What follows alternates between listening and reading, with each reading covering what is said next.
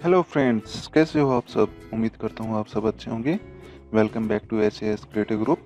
आज मैं आपको सिखाने जा रहा हूँ दोस्तों लिमिट कमांड के बारे में।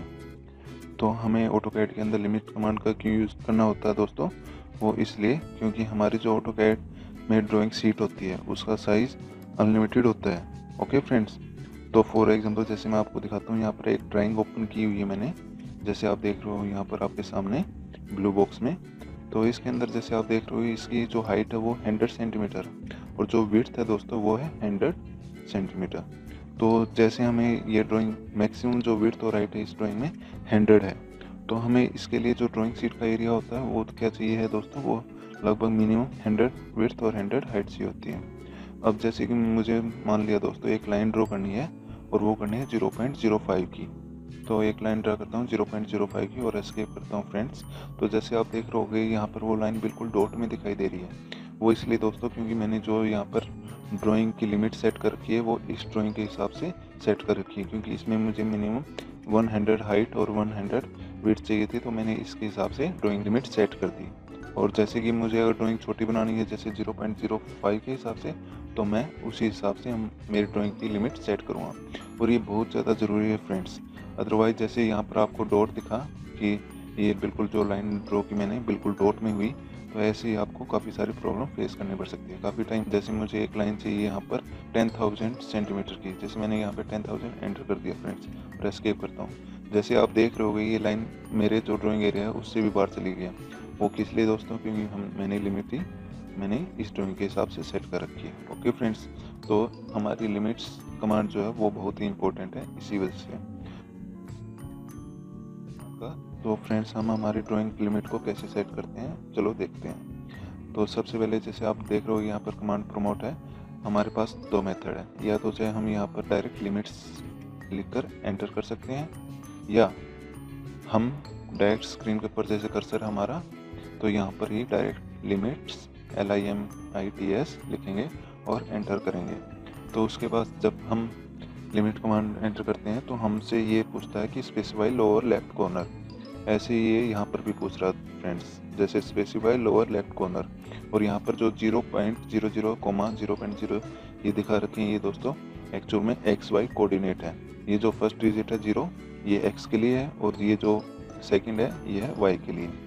ओके फ्रेंड्स, तो जैसे आप देख रहे हो यहाँ पर हमें पूछ रहा है कि लोअर लेफ्ट कॉर्नर स्पेसिफाई करो। तो ये लोअर लेफ्ट कॉर्नर कौन सा फ्रेंड्स, ये है हमारा यहाँ पर बॉटम की तरफ कॉर्नर में जो हमारे UCS आइकन के पास में है। ओके फ्रेंड्स, तो हम यहाँ पर हमेशा वैल्यू क्या देते हैं 0 और फिर कोमा 0 फिर एंटर। फिर हमसे क्या पूछ रहा है फ्रेंड्स, ये पूछ रहा है अपर राइट कॉर्नर। तो हमारा अपर राइट कॉर्नर कौन सा हुआ, हमारा अपर राइट कॉर्नर हुआ यहाँ पर ऊपर की तरफ, व्यू क्यूब के ऊपर। ओके फ्रेंड्स, तो हमें जैसे मान लिया अब हमारी जो ड्राइंग थी वो 100 बाई 100 में बनी है, तो अगर हम उस हिसाब से अगर ड्राइंग लेते हैं तो हम यहाँ पर जो विड्थ है जैसे हमें चाहिए 200, तो एक्स में क्या डाल देंगे 200, 50 सेंटी ऊपर नीचे डाल सकते हैं फ्रेंड्स, कोमा। और जो हाइट है वो मान लिया हमें चाहिए 150 और फिर क्या करेंगे एंटर। एंटर करते ही हमारी कमांड तो ओके हो गई है, लग चुकी है इस ड्राइंग के ऊपर। बट अभी जो हमारा डिफ़ॉल्ट जो एरिया है वो पहले वाला ही है, तो इसको बिल्कुल सेट करने के लिए हम क्या करेंगे Z एंटर करेंगे। जूम के लिए यूज होता है Z, फिर एंटर और फिर हम क्या करेंगे A टाइप करेंगे, A करके फिर एंटर करेंगे।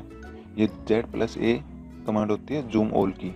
तो जो हमने जो लिमिट सेट की थी ये वैसे ही उस एरिया के हिसाब से हमारे ड्राइंग की जो सीट है एडजस्ट कर देगी हमारी स्क्रीन के ऊपर।